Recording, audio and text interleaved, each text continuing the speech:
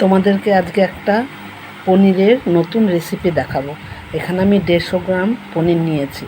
এটা আমি এখন চৌকো চৌকো করে কেটে নেব। দেখো, পনিরটা এইভাবে আমি কেটে নিলাম। এর মধ্যে পরিমাণ মতো একটু নুন আমি মাখিয়ে নেব।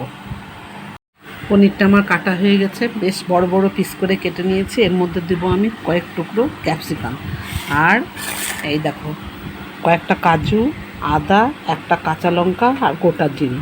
এইটা আমি পেস্ট করে দেব। চলো এটা আমি পেস্ট করে নিয়ে আসি। পেস্ট আমার হয়ে গেল। আবার এইটা আমি তোমার ফোড়ন দেব।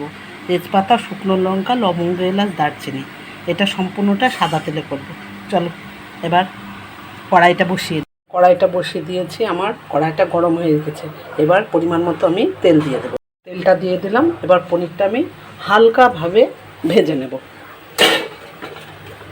হালকাভাবে একদম। একটু নুন মাখিয়ে নিয়েছি।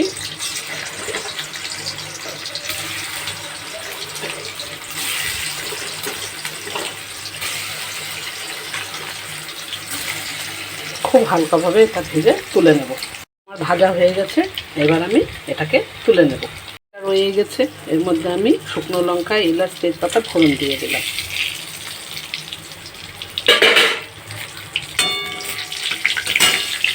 এবার আমি বাটনাটা দিয়ে দেব।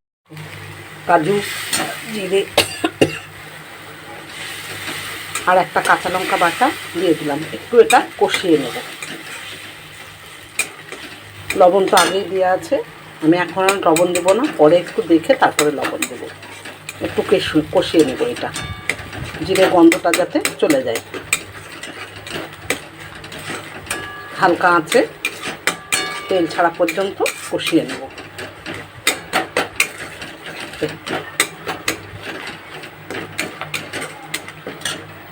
এইবার আমি এর ভেতরে ক্যাপসিকামটা দিয়ে দেব। ক্যাপসিকামটা কোনো রকম ভাজলাম না।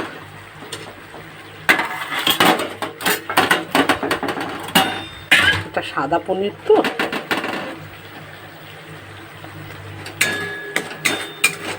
এবার আমি একটু ঢাকা দিয়ে দেব।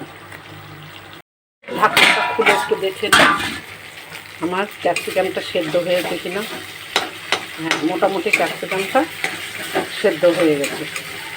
এবার আমি এর মধ্যে দেব একটু ফ্যাটানো টক দই। আমার ফ্যাটানো হয়ে গেছে পরিমাণ মতো। হ্যাঁ, এর মধ্যে আর একটু চিনি দিয়ে দেবো। এই দেখো, টক দইটা আমার ফ্যাটানো হয়ে গেছে। এবার আমি এর মধ্যে দিয়ে দেবো। টক দইটা যখন দেবে তখন অনবরত নাড়তে থাকবে, না হলে কী হবে বলো তো, এটা কেটে যায়। এটা সমানে হালকা আঁচে এটা নাড়তে থাকবে। টক দইটা দিয়ে একটু নাড়াতেই থাকবো হালকা আঁচে, না হলে দইটা কেটে যাওয়ার সম্ভাবনা থাকে। একটু নাড়িয়ে করলে আর কাটে না। এর মধ্যে একটু আমি পরিমাণ মতো চিনি দিয়ে দেবো, একটু লবণ দিয়ে দেবো। লবণ অল্প দেওয়া ছিল, আমি কিছুটা লবণ দিয়ে দেবো। 1 চামচ মতো আমি চিনি দিয়ে দিলাম, সামান্য পরিমাণে লবণ দিয়ে দিলাম। এবার আমি নাড়াতে থাকবো। তেলটা ছেড়ে এসছে। এবার এর ভিতর পনিরটা আমি দিয়ে দেবো।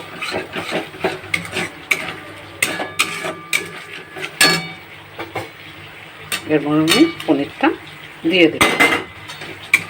এবার সামান্য পরিমাণে গ্রেভিটা হওয়ার জন্য জল দেব। দিয়ে আমি ঘি, গরম মশলা দিয়ে এটা নামিয়ে দেব। সামান্য পরিমাণে আমি দইয়ের বাটি ধোয়া জলটা আমি দিয়ে দিলাম।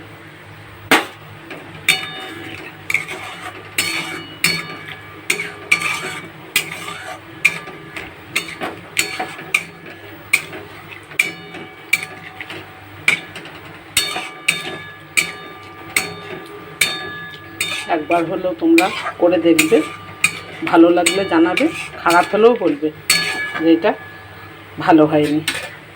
দেখো, দেখতেও কত সুন্দর লাগছে, খেতেও খুব টেস্টি হয়।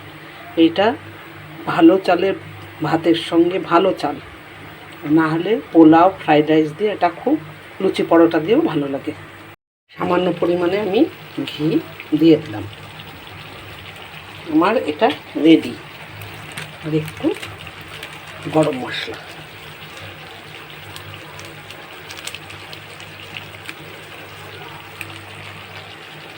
পুরো আমার এটা রেডি হয়ে গেছে।